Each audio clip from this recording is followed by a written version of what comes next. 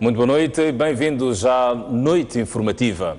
A 8ª sessão do Tribunal Judicial da cidade de Maputo condenou 2 indivíduos a pena de 23 anos de prisão por se ter provado seu envolvimento no rapto de um cidadão britânico em Maputo. Um terceiro réu foi absolvido por insuficiência de provas. Esta é uma informação que vamos acompanhar ainda ao longo desta noite informativa. Para já, deputados da Assembleia da República defendem a necessidade de intensificação de campanhas de prevenção de HIV-Sida e fim da discriminação contra os infectados pela doença. Os deputados falavam este sábado durante o seminário sobre prevenção de HIV-Sida que decorreu na Assembleia da República. Preocupados com níveis de seroprevalência no país e dados que dão conta da ocorrência de pelo menos 320 novas infecções por dia, deputados, quadros do Ministério da Saúde e do Conselho Nacional de Combate ao SIDA reuniram este sábado na Assembleia da República em seminário de troca de informação sobre a doença. Os mandatários do povo defenderam no encontro a necessidade das campanhas de prevenção serem intensificadas e com recurso a línguas locais como uma das formas para inverter o atual cenário. E a minha proposta para o Conselho Nacional de Combate ao HIV-Sida, para o Ministério da Saúde, é que efetivamente o espectro que nós temos nas zonas urbanas, tornarmos as mensagens não só perceptíveis, como, se me permitem a expressão, tocantes. Queria me referir concretamente à questão da divulgação da informação, maior divulgação a nível das nossas comunidades. Nós somos 250 deputados e sinto que se faz pouco uso dos deputados na sua atividade nos círculos eleitorais, para que sejam eles também os grandes divulgadores desta informação.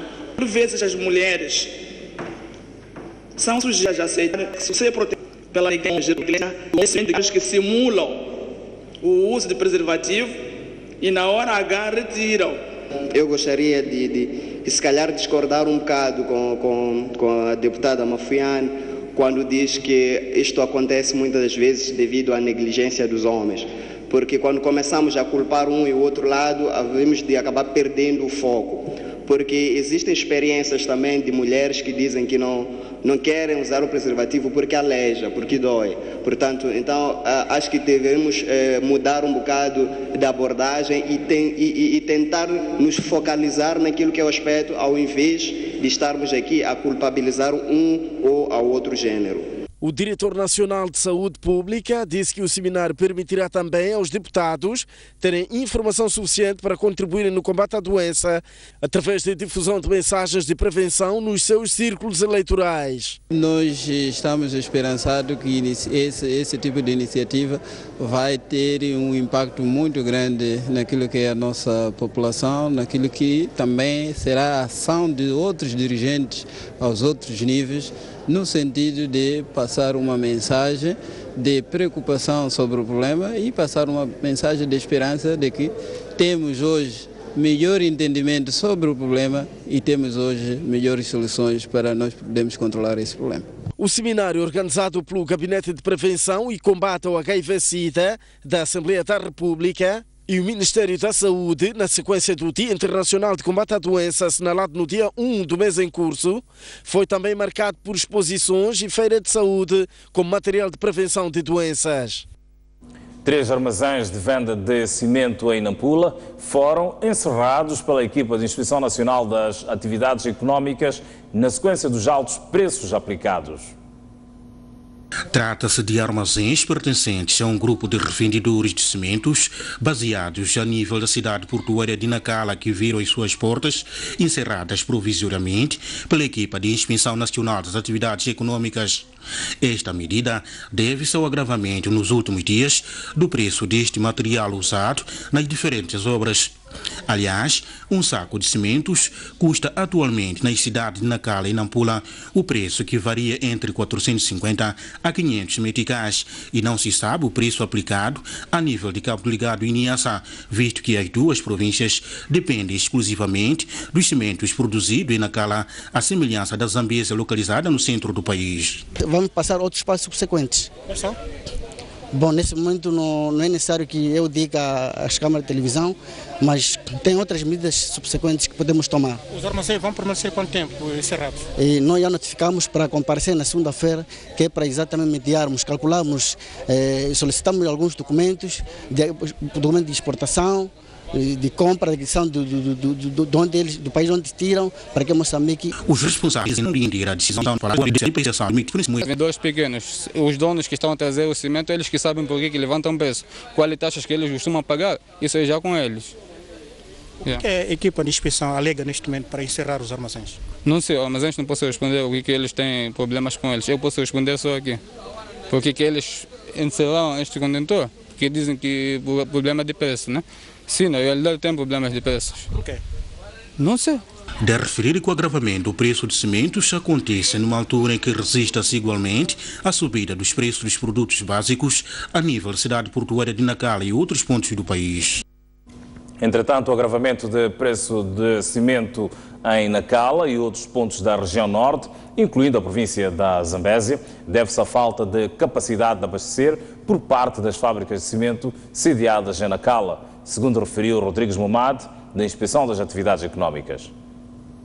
Rodrigues Momad, que liderou a equipa de Inspeção Nacional das Atividades Económicas, referiu que as fábricas de cimento em Nacala estão sem capacidade de abastecer o mercado devido às constantes restrições no fornecimento da corrente elétrica. Visando inverter este cenário, a equipa de Inspeção Nacional fixou o prazo de 5 dias para as fábricas de produção de cimento em Nacala rever o processo de distribuição e dos preços aplicados nos últimos dias. Não existe capacidade de fornecer aos utentes, não é?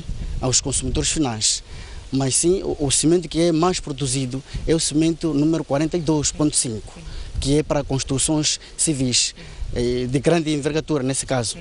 Mas o cimento que é 32.5, que é para os consumidores de menos nível, que é para casas de vivendas normais, é menos produzido.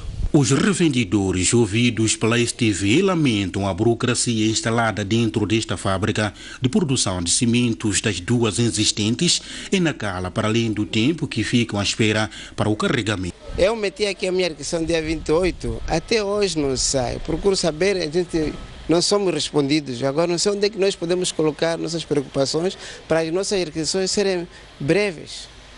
Dia 28 até hoje não sai. Agora do dia 2 já conseguiu sair. Se o senhor quer concretizar, vai na pauta ver o que está a acontecer. Quer carregar? Quero carregar, sim. Agora está a custar como carregar. Ainda quer dizer que tem problema de código, não sei quem toma mal aqui.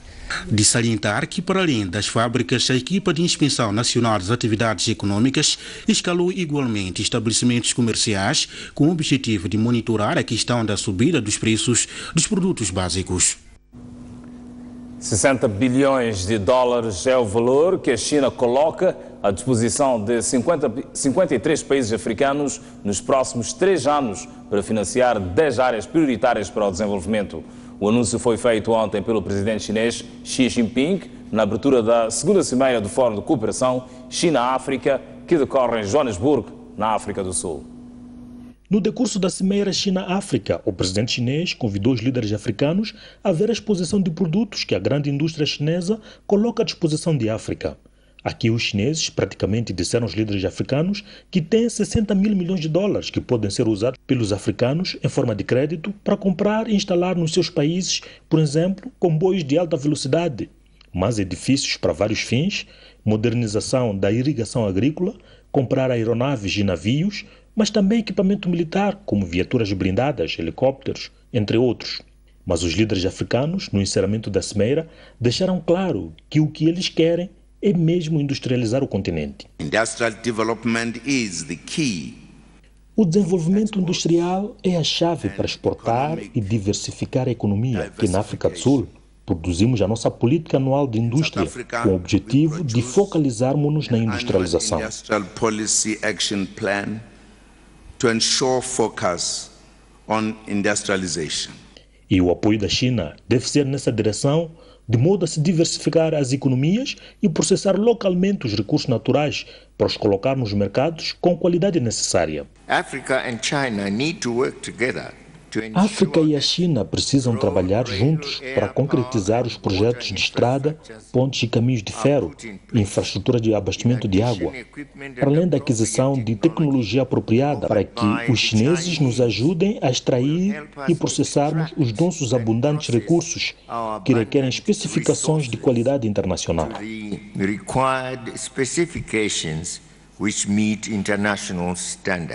O presidente chinês ouviu a mensagem e disse que fará de tudo para que a China se transforme, no futuro próximo, no principal parceiro econômico de todos os países africanos.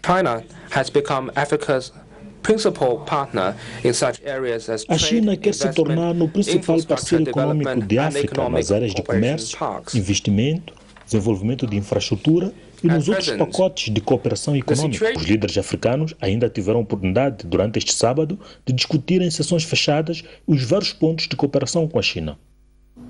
Regressou hoje a Portugal o político e académico português Marcelo Rebelo de Sousa, que veio a Moçambique para partilhar seus conhecimentos no primeiro grande fórum ZEFO. Marcelo Rebelo de Sousa fez um balanço positivo do evento.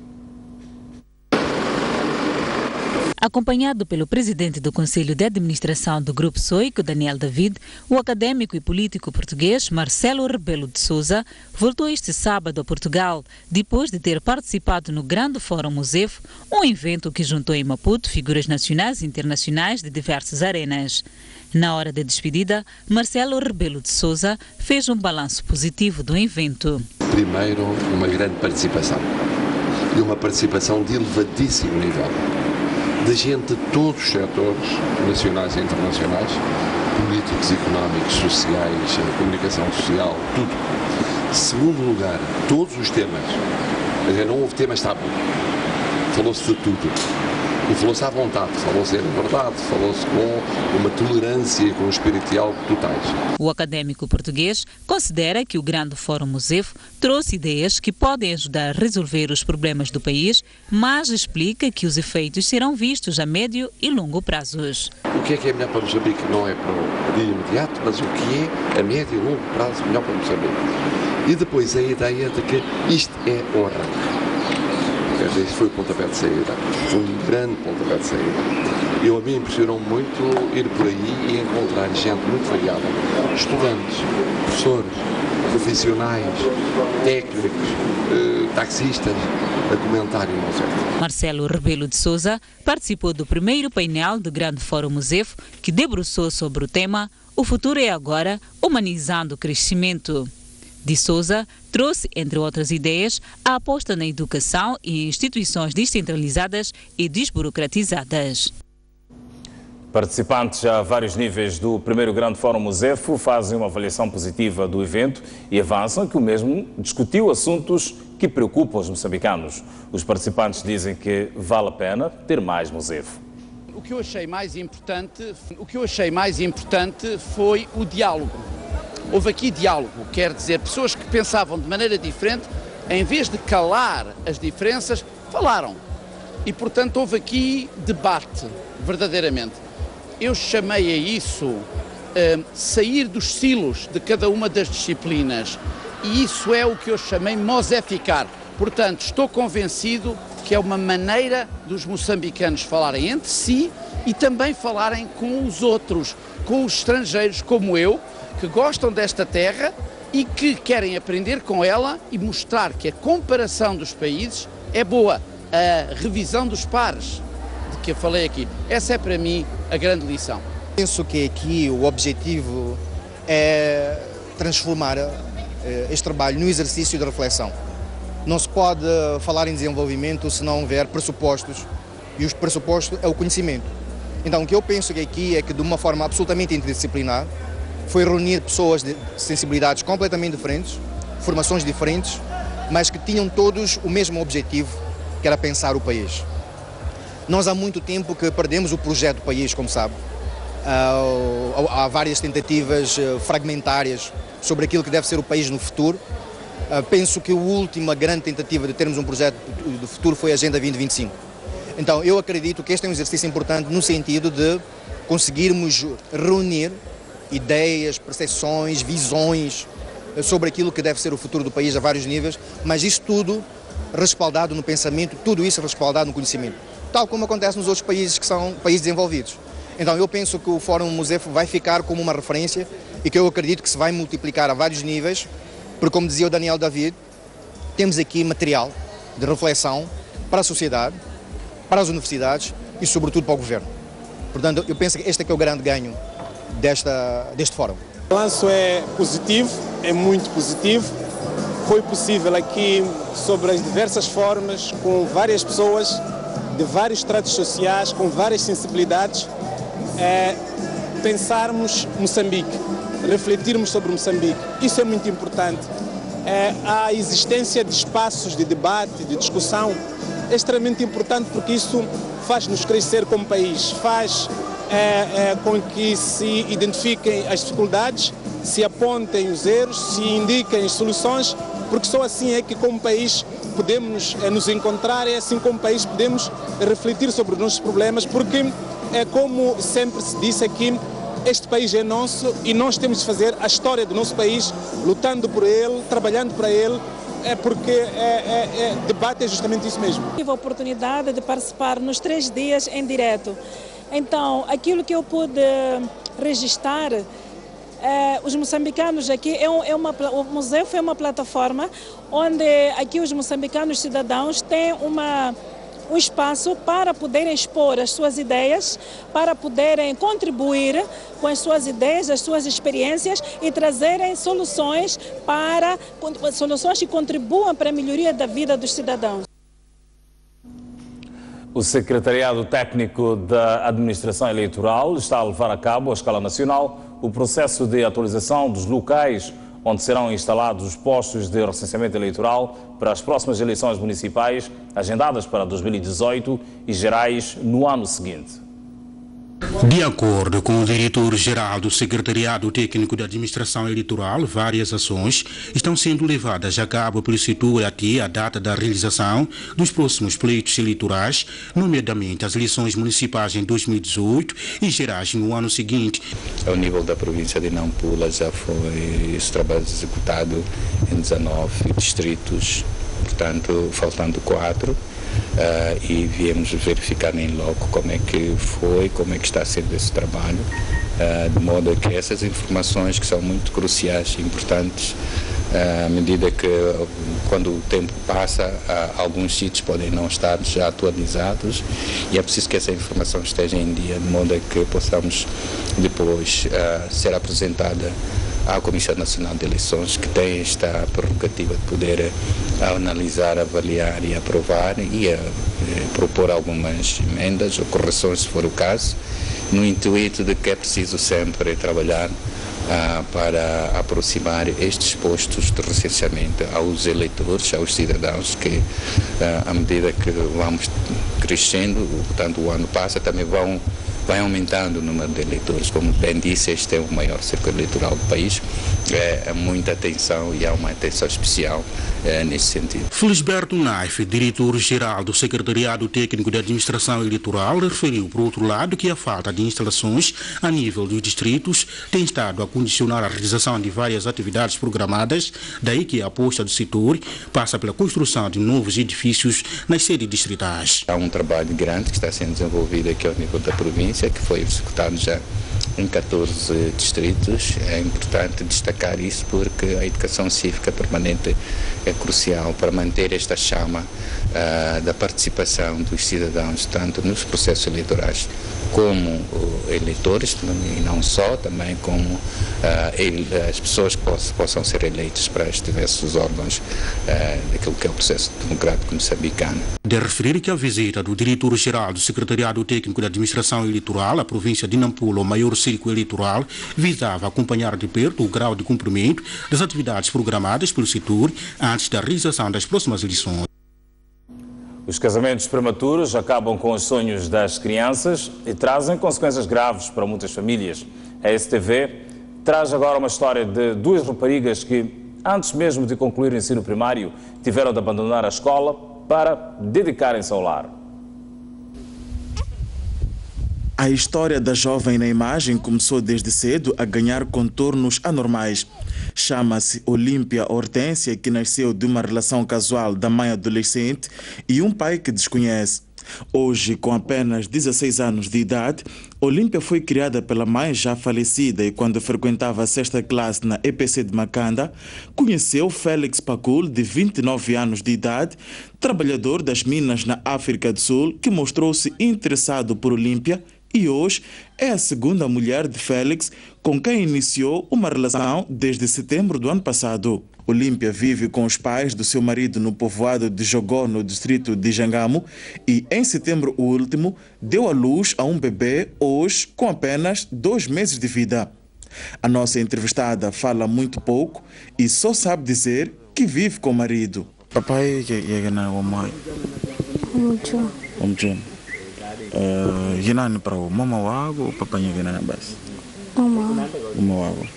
O dizume go kanai.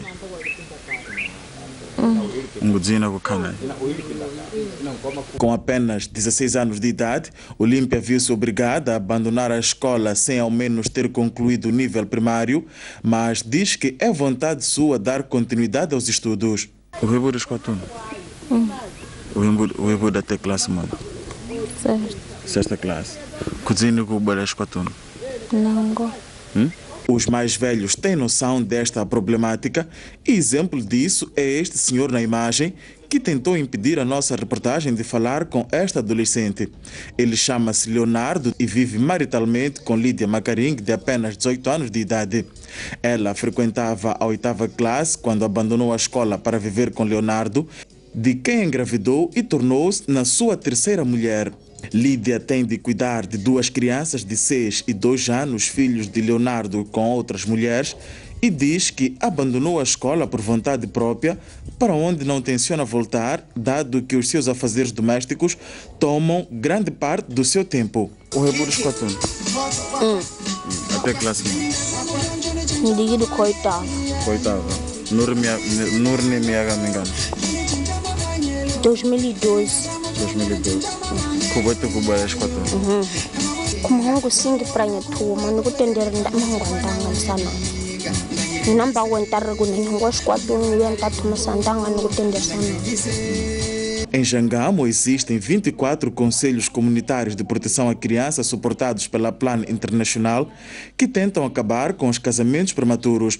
O silêncio cúmplice das famílias dos envolvidos é o grande obstáculo no trabalho dos conselhos de proteção à criança, que, entretanto, não é bem visto por homens como Leonardo e Félix. Gradualmente temos assistido a alguma redução de casos, porque na verdade o ideal seria que nenhuma criança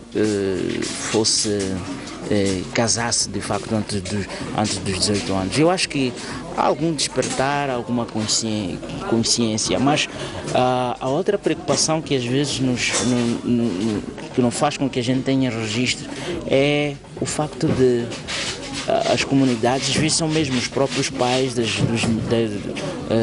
das meninas que ocultam. Só nos primeiros 8 meses deste ano, mais de 200 crianças estavam envolvidas em casamentos prematuros, raparigas de 12 a 18 anos de idade que abandonaram a sala de aula para dedicar-se à maternidade.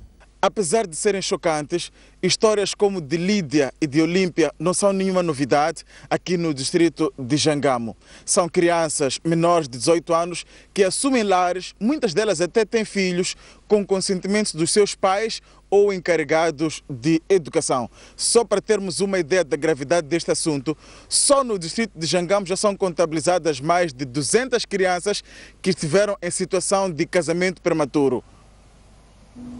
Pois bem, Hugo Firmino, a partir do distrito de Jangamo, a levar-nos para um curtíssimo intervalo. Nós voltamos já a seguir e trazemos mais informação e vamos olhar para o estrangeiro.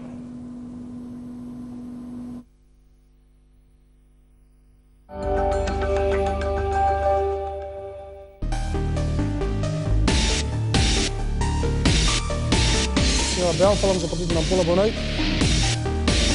Propostas concretas. Ninguém quer realmente a guerra. Onde a política sempre há conflito. É preciso debater para o bem do próprio país. Como resolver isto? Porque é um problema que nós todos estamos a passar. Mantermos a paz neste país.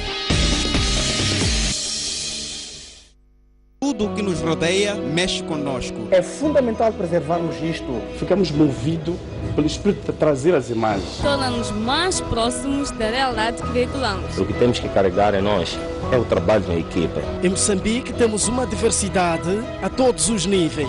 Iniciativas inovadoras, costumes e até lições de vida. E é isto que queremos partilhar. E fazemos com muito orgulho. Mostramos o que você quer ver na TV. Contamos as histórias como você percebe. Estamos num grande plano.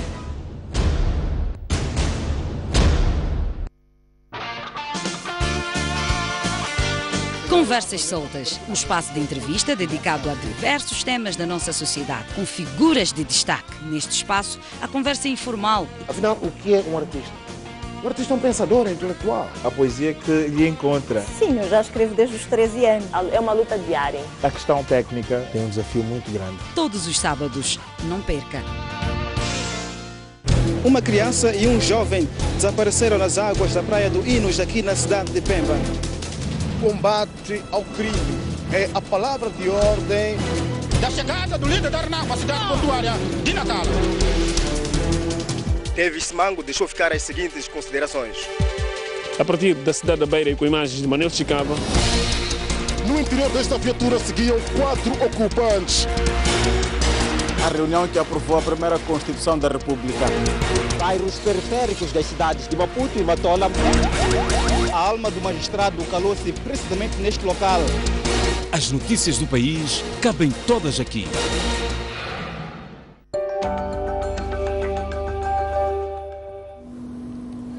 Uma vez mais, boa noite. Seguimos com a informação na noite informativa. 325 pessoas morreram e 2 milhões foram afetados ou afetadas pelas inundações que assolam vários estados do sul da Índia. De novembro a esta parte, só nas últimas 48 horas morreram 44 pessoas. A região do sul da Índia tem sofrido uma forte precipitação desde o último mês, o que obrigou o governo a decretar um estado de emergência. De acordo com as autoridades, pelo menos 44 pessoas morreram nas últimas 48 horas na cidade de Chennai, no estado de Tamil Nadu. Cerca de 5.000 soldados das Forças Armadas e dos serviços de emergência foram destacados para as operações de resgate na região. As autoridades informaram que perto de 2 milhões de pessoas já passaram pelos mais de 24 mil acampamentos médicos criados para socorrer a população. O secretário-geral da Organização das Nações Unidas apelou a todos os países do mundo a demonstrarem compromisso para garantir em Paris um bom acordo sobre alterações climáticas. O secretário-geral da ONU diz que falta ainda muito trabalho para fazer e que há questões essenciais ainda por resolver em relação às mudanças climáticas. Entretanto, Ban Ki-moon exortou os países industrializados a reconhecer as suas responsabilidades e liderarem o processo conducente a boas práticas climáticas. Às nações em vias de desenvolvimento, o secretário-geral da ONU pediu que trabalhassem mais em sintonia com as suas crescentes capacidades.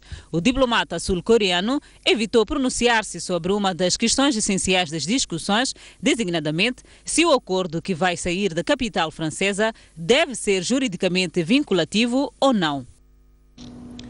Ainda sobre a atualização aos atentados nos Estados Unidos da América, o grupo Estado Islâmico reivindicou hoje sábado a autoria do ataque contra um centro social na Califórnia que matou 14 pessoas na passada quarta-feira. Numa emissão de rádio difundida pela internet, o grupo islamita afirma que 2 seguidores do Estado Islâmico cometeram um ataque na Califórnia, nos Estados Unidos da América. O grupo islamita sugere que não terá planeado a ação ao referir-se ao casal de atiradores como seguidores e não soldados do califado. A expressão habitual nos comunicados em que reivindica ações preparadas pelo movimento islamita. O anúncio ocorre no momento em que as autoridades norte-americanas estão a investigar as possíveis ligações terroristas dos supostos autores do ataque. Segundo a imprensa local, Tashif Melik, de 29 anos, a mulher de Shuid Fsharok, teria prestado juramento ao grupo Estado Islâmico numa mensagem publicada nas redes sociais. Os investigadores afirmam, no entanto, não ter ainda provas de que o grupo armado teria planeado o ataque que provocou 14 mortos. Na casa dos suspeitos, aberta ontem ao jornalista, a polícia afirma ter encontrado um arsenal de armas e bombas orçadas em vários milhares de dólares. 16 pessoas morreram esta sexta-feira na sequência de uma explosão num restaurante em Cairo, Egito. Suspeita-se que a explosão tenha sido provocada por um antigo trabalhador do estabelecimento que foi expulso. Uma primeira indicação apontava para 18 vítimas mortais no restaurante devido a uma explosão em Cairo, capital do Egito, mas as últimas informações dão conta de 16 mortos. De acordo com a Reuters, um antigo empregado daquele estabelecimento comercial provocou a explosão para se vingar do fato de ter sido despedido. Outros órgãos de comunicação dizem que foram 3 atacantes encapuzados que provocaram a explosão e colocaram-se em fuga usando motorizadas. Também há informação de que terá tratado de uma briga entre funcionários do restaurante e clientes. O Estado Islâmico tem vindo a reivindicar um conjunto de ataques à bomba e tiroteios levados a cabo no Egito, maioritariamente contra as forças de segurança. O Parlamento alemão aprovou hoje a proposta do Executivo de enviar uma missão militar com 1.200 soldados para apoiar os esforços da França na luta contra os terroristas do Estado Islâmico. Dos 598 votos registrados, 445 apoiaram a posição do governo alemão de Angela Merkel, enquanto que 146 deputados votaram contra a proposta de enviar soldados à Síria para lutar contra o grupo terrorista do Estado Islâmico. Houve também 7 abstenções. Os grupos parlamentares dos conservadores e dos social-democratas, que sustentam o executivo de Angela Merkel, haviam manifestado a intenção de apoiar a medida. Por outro lado, no debate preparatório que tinha começado na quarta-feira, os partidos da oposição, a esquerda e os verdes, tinham anunciado que iriam votar contra por considerarem que o terrorismo internacional não se resolve com bombardeamentos e que o envio de tropas precisa de ter um plano e um objetivo. Com esta decisão, a Alemanha junta-se à Inglaterra e França, que já começaram a bombardear posições do Estado Islâmico na Síria. Recuperamos agora a nossa notícia de abertura. Deputados defendem a necessidade de intensificação de campanhas de prevenção